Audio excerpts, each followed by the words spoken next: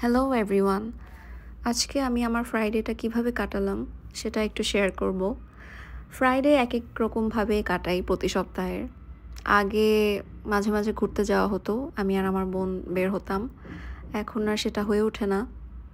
তো দেখা যায় বাসায় লেজিভাবে থাকি, না হলে কিছু না কিছু করি বাসার মধ্যেই। বা ছাদে যাওয়া হয় মাঝে, মাঝে যখন নিজের বাসায় থাকি। তো ১ম এ উঠেই আমি বারান্দায় গেলাম।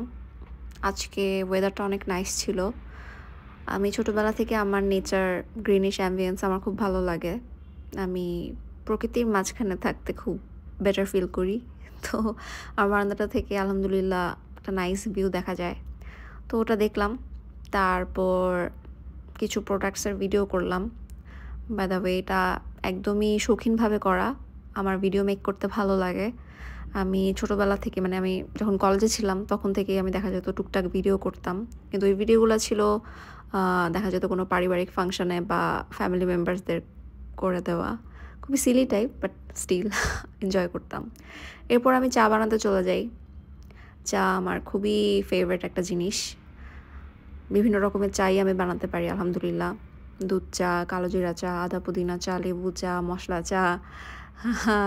তো এর মধ্যে আমার পার্সোনালি ফেভারিট হচ্ছে দুধ চা। চাটা ঢালতে গিয়ে একটু ফেলেও দিয়েছি নিচে। পরে ক্লিন করলাম। তো দুধ চাটা খেলে আমার খুব রিফ্রেশড লাগে। আগে দেখা যেত যখন ভার্সিটিতে অনার্সে ছিলাম তখন দিনে ৩ বারও খাওয়া হতো। হাইয়েস্ট আমি ৬-৭ বারও খেয়েছি। এখন ১ বার বা ২ বার খাওয়া হয়। বাট যখনই খাই খুব ভালো লাগে। আর সেটা যদি নিজের বানানো হয় তাহলে তো কথাই নেই। কারণ আমি সবসময় চেষ্টা করি খুব মজা করে বানানোর। তারপর ছোট্ট একটা গিফট ছিল আমাদের বাসার আন্টির জন্য। ওটা ওনাকে দেব। এটা রেডি করলাম। আমি চেষ্টা করি টুকটাক সবাইকে গিফট দেওয়ার নিজের সাধ্যমতো। এরপর আমি আমার হেয়ার আয়রনটা দিয়ে একটু টাওয়ালটা গরম করে নিচ্ছি। কারণ আমার প্রচণ্ড নেক পেইন হচ্ছিল। জানি না ঘুমের কোনো পশ্চার ঠিক ছিল না হয়তোবা। বা কিছু একটা বসতে গিয়ে ঠিকমতো বসিনি, হেলান দেইনি। যার কারণে আমার শোল্ডারটা খুব পেইন করছিল এবং হালকা ফুলে গিয়েছিল। তো আমি চেষ্টা করলাম নরমালি রিলিফ করার কিন্তু হলো না। পরে নাপা খেতে হলো, হুইচ আই হেট মোস্ট। পরে দেখলাম আমার পায়ের নূপুরটা কালো হয়ে গেছে। খেয়াল করলাম।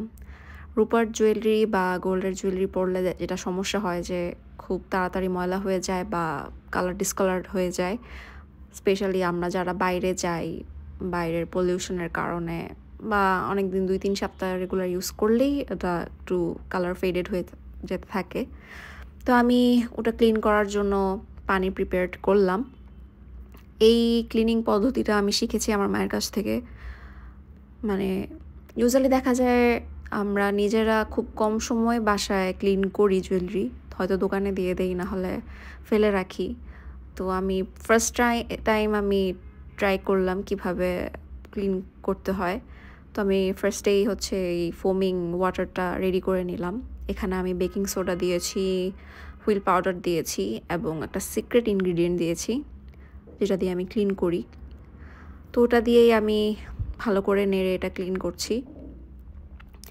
তো আপনারা চেষ্টা করবেন যদি আমার এই পদ্ধতিটা আপনারা ইউজ করেন তাহলে এই পানিটাতে ডিরেক্ট হাত না চুবানোর। কারণ হাত ড্রাই হয়ে যাওয়ার সম্ভাবনা থাকে। ইভেন যাদের ড্রাই স্কিন তাদের আরও সমস্যা হতে পারে। তো হালকা গরম পানি হলে আরও বেশি ভালো হয়।